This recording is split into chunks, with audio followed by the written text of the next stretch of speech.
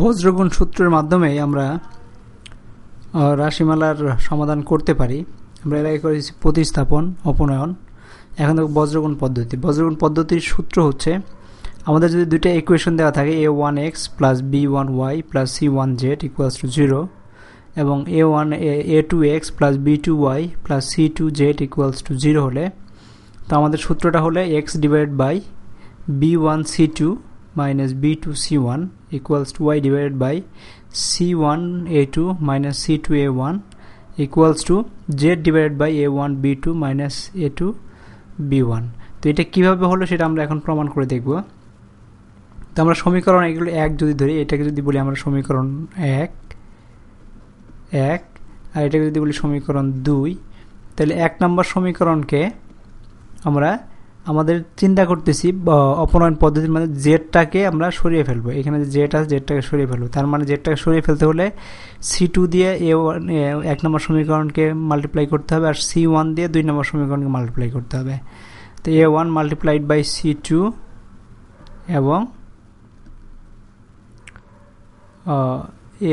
সমীকরণ 2 multiplied by c1 হলে এটাকে লেখা হবে a1 c2 দিয়ে মাল্টিপ্লাইড করছি c2 x plus b2 c2 y plus c1 c2 z equals to 0।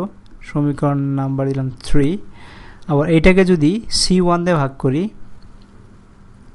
a2 c1 x plus b2 c1 y plus c1 c2 z equals to 0। এটাকে আমরা দিতে পারি 4 নম্বর সমীকরণ। তো এখন এই সমীকরণগুলোকে যদি বিয়োগ করে 1 নম্বর থেকে যদি বিয়োগ করে ফেলে, বিয়োগ করলে যেটা হবে এখানে মাইনাস, এখানে মাইনাস, এখানে মাইনাস, এটা কেটে যাবে। এখানে আসবে a1 c2 minus a2 c1 এটা আসবে, তারপরে আসবে প্লাস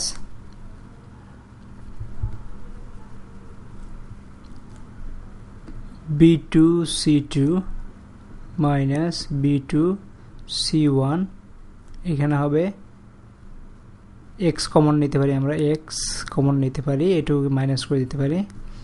এইখানে b2 c1 হচ্ছে y ইকুয়ালস টু 0।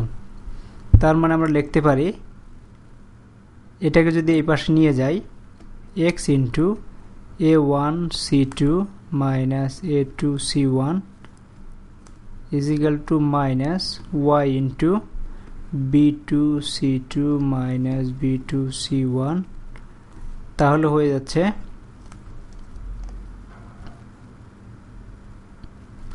এটাকে লিখতে পারি, x এর নিচে নিয়ে আসতে পারি x ডিভাইডেড বাই, এটাকে নিতে পারি b2 c2 minus b2 c1, আর এটাকে y এর নিচে দিতে পারি minus y divided by a1 c2 minus a2 c1। এখন এই মাইনাস সিম্বলটাকে যদি আমরা সরাই দিতে চাই এখান থেকে, তাহলে যেটা করতে পারি, এটাকে আমরা লিখতে পারি y divided by a2 minus minus plus হয়ে মাল্টিপ্লাই করে দেই, আর এটা হবে minus a2 c1 minus a1 c2। তার মানে হচ্ছে আমরা এইভাবে লিখতে পারি x বাই এত। দেখো এখানে হয়ে গেছে x divided by b1 c2 minus b2 c1, x divided by b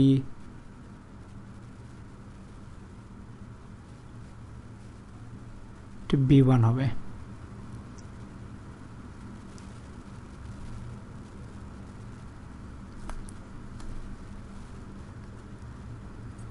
এখানে এটা b1, হ্যাঁ, তার মানে এটা হবে b1, এটা হবে b1 b1 c2 মাইনাস এখানে b1 c2 minus b2 c1, এটা হয়ে গেছে equals to y divided by A2 C1 বা C1 A2 যেটাই বলো মাইনাস A1 C2 বা C2 A1 যেটাই বলো সেটা হয়ে গেছে। তো আমাদের এই অংশটুকু প্রমাণ হয়ে গেল, এই অংশটুকু আমাদের প্রমাণ হয়ে গেছে। এখন আমরা ঠিক একইভাবে যদি এখন এটা একভাবে হয়ে গেলাম x ডিভাইড বাই এত equals to y divide by এত। তো এখন যদি আমরা এখন yটাকে এলিমিনেট করে দিতে চাই, yটাকে যদি এই দুইটা সূত্র থেকে yটাকে এলিমিনেট করে দিতে চাই, তাহলে যেটা হবে আমাদের b1 দিয়ে এটাকে 1 নম্বর রাশিকে আমাদের b2 দিয়ে গুণন করতে হবে, 2 নম্বর রাশিকে b1 দিয়ে গুণন করতে হবে। তার মানে হচ্ছে এটা হবে, এটা b2 দিয়ে গুণন করলে a1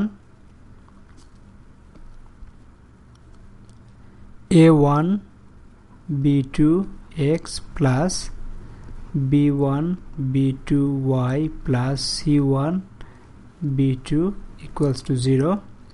আর এটাকে যদি আমরা b1 দিয়ে গুণন করি তাহলে হচ্ছে a2 b1 plus b1 b2 y plus c2 b1 equals to 0। এখানে একটা z হবে, z। এখানে যদি আমরা বিয়োগ করে দেই তাহলে আমরা পেয়ে যাচ্ছি এখানে x ইন্টু এখানে মাইনাস মাইনাস মাইনাস, এটা কেটে যাবে x into a1 b2 minus a2 b1, আর এখানে হবে plus z into c1 b2 minus c2 b1 is equal to 0। তার মানে এটাকে আমরা লিখতে পারি x divided by c1 b2